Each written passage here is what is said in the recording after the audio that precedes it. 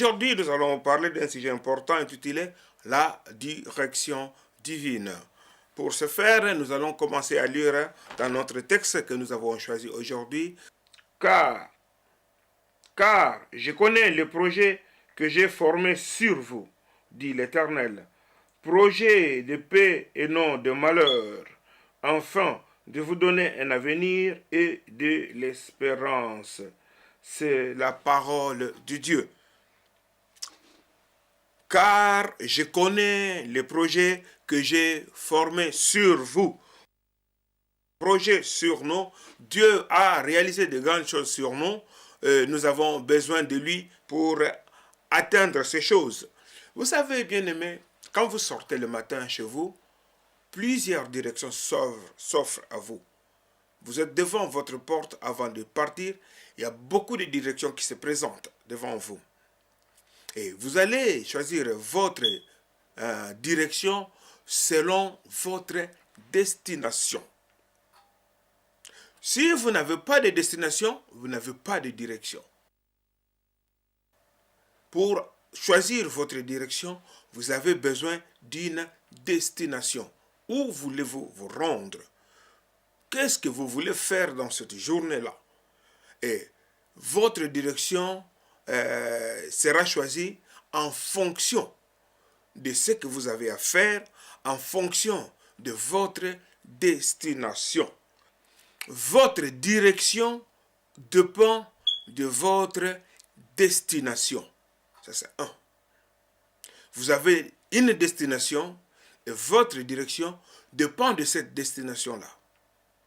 Si vous voulez vous rendre au nord, à Wembley, vous savez que votre direction, c'est la direction du nord.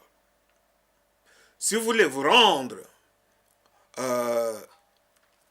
à l'ouest de Londres, vous savez quelle direction prendre et quel train il faut prendre. Premièrement, votre direction dépend de votre destination. Deux, votre direction dépend des informations que vous avez à votre possession pour arriver à votre destination. C'est-à-dire, je suis à l'est de Londres, je vais me rendre au nord de Londres. Je dois posséder certaines informations qui me permettront d'arriver à ma destination. Ces informations feront en sorte que je vais quitter de chez moi, je vais prendre à gauche pour aller prendre le train à tel endroit et je vais changer de train à tel endroit pour m'amener à ma destination. Donc, ma direction dépend de ma destination et puis des informations que j'ai en possession des informations que j'ai à ma possession pour arriver à ma destination. Par exemple, je veux me rendre à Tottenham. Je suis à Eastham. Mais la route la plus facile est 406 A. Mais A406 plutôt. Si je veux me rendre à Tottenham, la route la plus facile, c'est A406.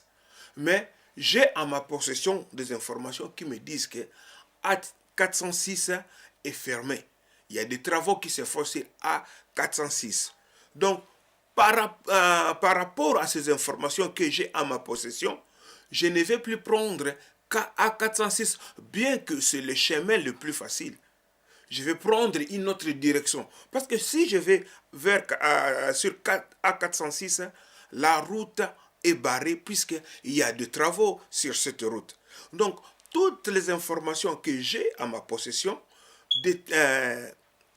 vont déterminer la direction que je vais prendre pour arriver à ma destination. Voilà, Dieu dit que je connais les projets. Dieu connaît les projets. Ils ne sont pas deux à connaître les projets qu'il a formés sur toi.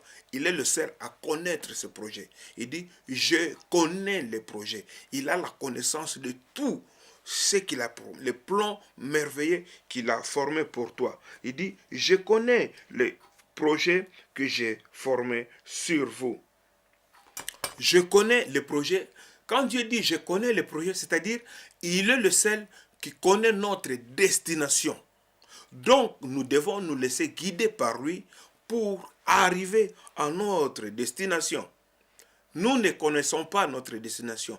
Nous n'avons aucune information à notre possession pour nous indiquer, pour aller à notre destination. Dieu a toutes ces informations entre ses mains. Il dit, je connais les projets.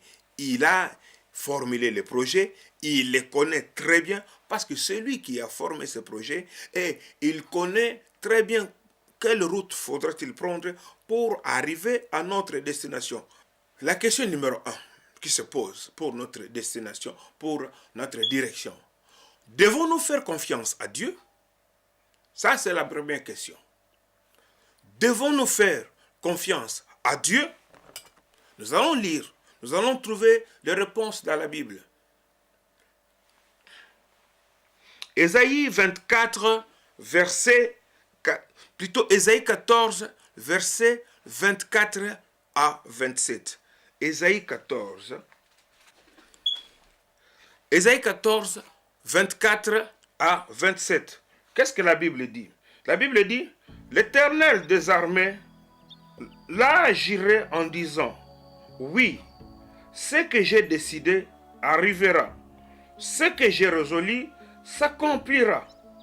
Je briserai l'Assyrien dans mon pays, je le foulerai aux pieds sur mes montagnes, et son joug leur sera ôté, et son fardeau sera ôté de leurs épaules. Voilà la résolution prise contre toute la terre. Voilà la main tendue sur toutes les nations. L'Éternel des armées a pris cette résolution. Qui s'y opposera? Sa main est étendue, qui la détournera. Alléluia. Sa main est étendue sur toi pour qu'il te guide jusqu'à la destination. Qui pourra détourner la main de l'Éternel? Il dit, ce qu'il a décidé arrivera.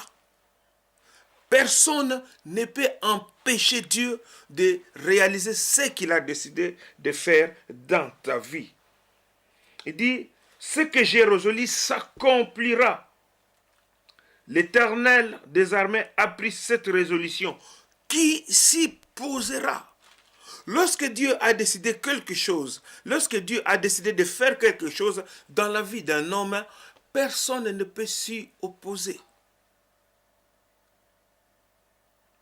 Dieu voulait élever Moïse. Pharaon, malgré son armée, avec des soldats entraînés, n'a pas pu arrêter ce que Dieu avait dit de réaliser dans la vie de Moïse. Moïse est allé devant Pharaon. Moïse a sorti le peuple d'Israël dans la maison de Pharaon. Et il a traversé le désert avec le peuple de Dieu. Et l'armée de Pharaon a échoué dans la mer Rouge. Dieu est grand. S'il décide quelque chose d'accomplir dans la vie d'un homme, il le fait et personne ne peut lui en empêcher. Il est Dieu. Les cieux sont à lui. Il a toute la terre entre ses mains. Il a tout l'univers entre ses mains. Il a tout créé par sa parole puissante. Qui peut s'opposer à un tel Dieu? Qui peut détourner sa main lorsque sa main est étendue? Lorsque Dieu t'a choisi, lorsque Dieu a posé sa main sur toi, c'est-à-dire il a fait un choix. Quand il dit il t'a choisi, c'est-à-dire au départ il y a question de choix.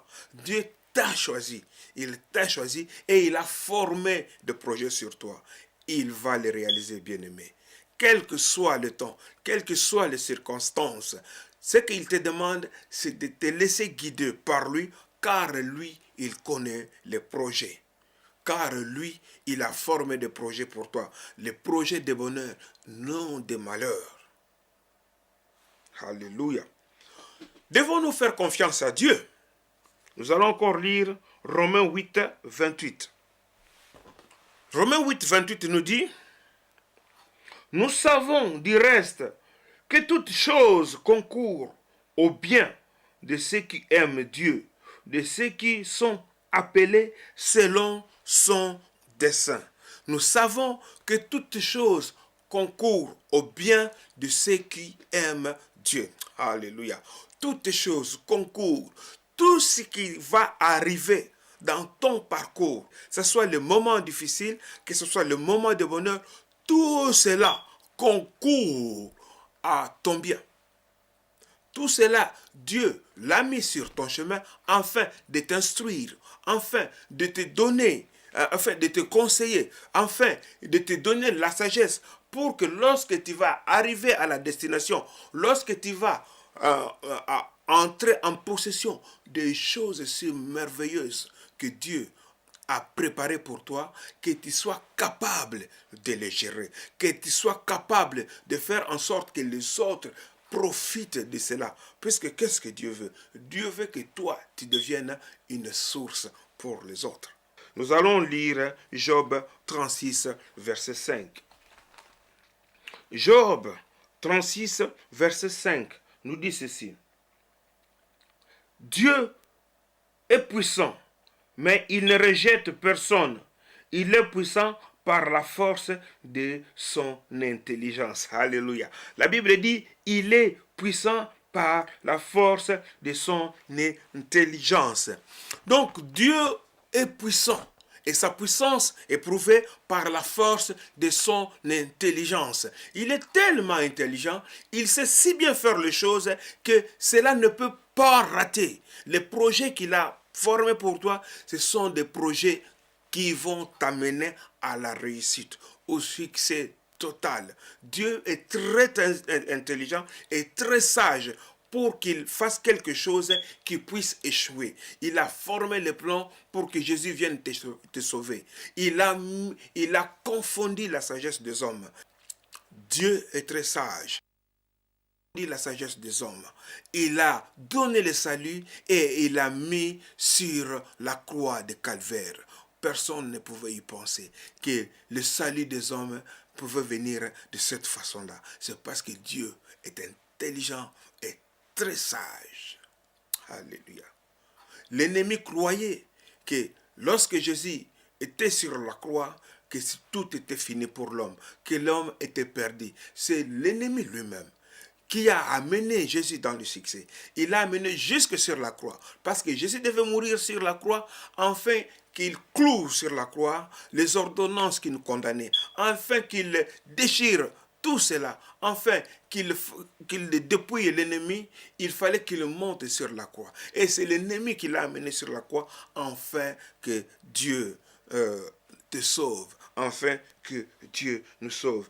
Il est tellement intelligent que tout ce qu'il fait réussit. Tu dois faire confiance à Dieu. Moi aussi, je dois faire confiance à Dieu. Nous devons faire confiance à un tel Dieu. Les projets qu'il a formés pour nous doivent réussir. Les projets formés par les hommes, ils peuvent réussir. C'est toujours pour un moment. Après, il faudra les changer.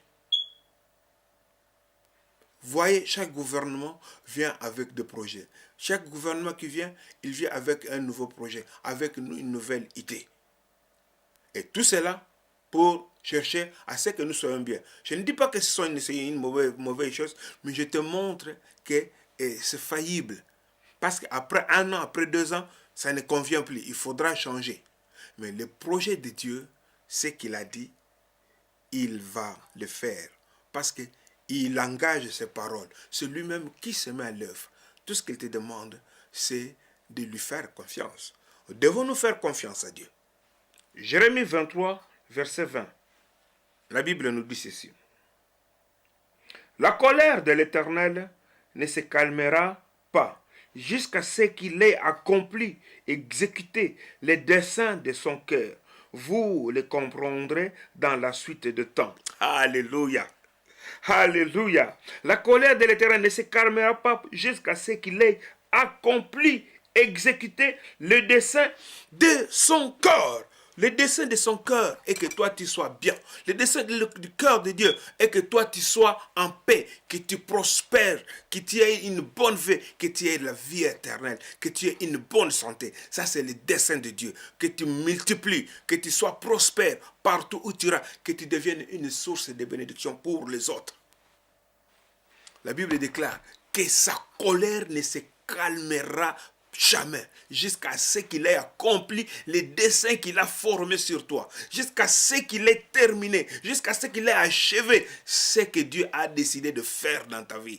Sa colère ne se calmera jamais jusqu'à ce qu'il ait accompli cela. Alléluia. Jusqu'à ce qu'il ait exécuter. C'est-à-dire quand il dit il exécute, c'est lui qui va exécuter. Ce qu'il te demande, c'est ta disponibilité.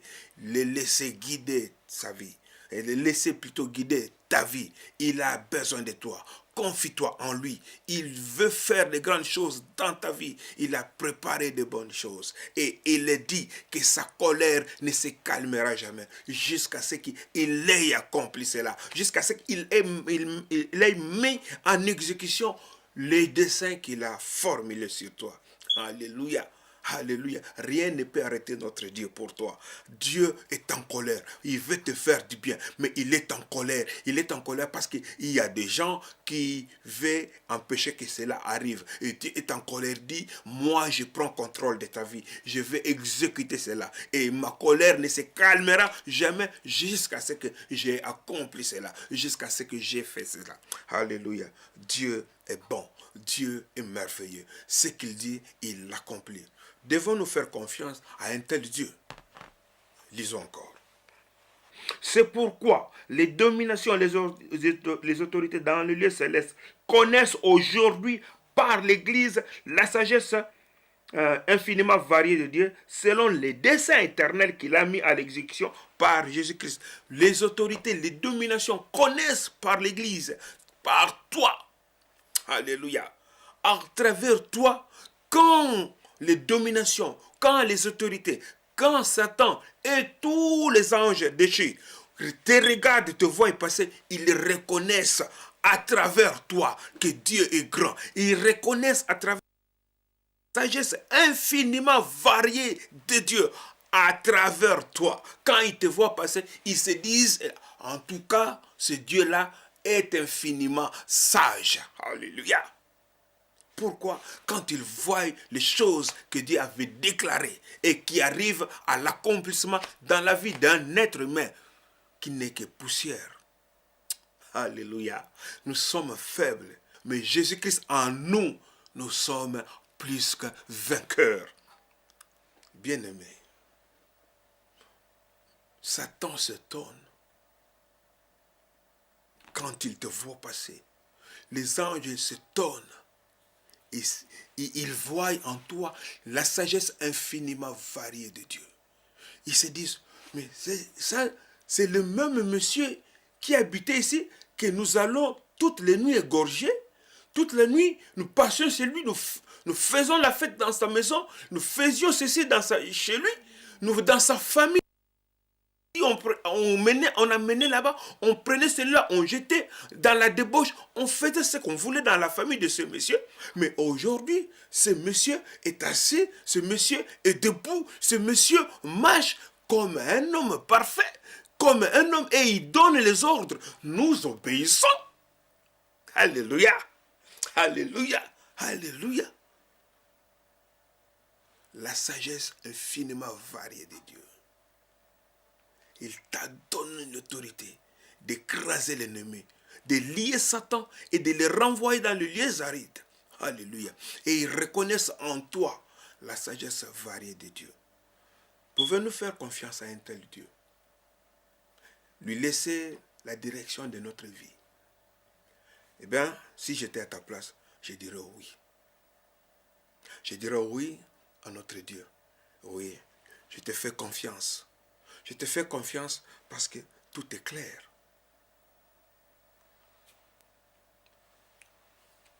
Peux-tu faire confiance à Dieu? La réponse est oui. je fais confiance à Dieu. Amen. Bien-aimés dans le Seigneur, nous sommes arrivés à la fin de cette première partie sur notre enseignement, 30 minutes avec le Seigneur.